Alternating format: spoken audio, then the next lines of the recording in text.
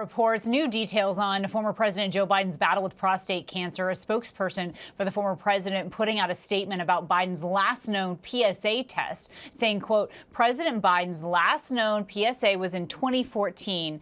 That was prior to Friday. President Biden had never been diagnosed with prostate cancer. ABC News medical correspondent Dr. Darian Sutton is joining me now with more on this. So again, we're just learning this as we unpack it here, Dr. Sutton. This puts Biden's last known screening right around the age of 70. And it's my understanding that's in line with these current medical recommendations. So what exactly is this PSA test? Why is it significant? And why don't they do it as men get older?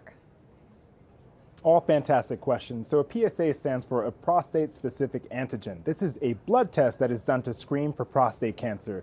It's generally recommended by the United States Services Preventative Task Force, the task force that helps to create guidelines for cancer screening, that you start this screening at the age of 55. But I think it's an important note to remember those who are higher risk, for example, Black men, those who have a family history, those who have genetic risk factors, to start that conversation earlier in your 40s. Now, the recommendations continue up until the age of 70, which is the last reported PSA test that we've received from the former president, which is in line with the general recommendations. And just to help ease some confusion as to what happens after 70, so for the average risk person, someone who has not had a history of prostate cancer, someone who does not have symptoms, it's typically recommended to avoid or stray away from getting regular routine PSA testing. And there are a couple of reasons for that. Number one, as men get older, the PSA test typically increases, and unfortunately that can lead to a false positive, which can then lead to unnecessary testing like biopsies, and that increases risk to the patient,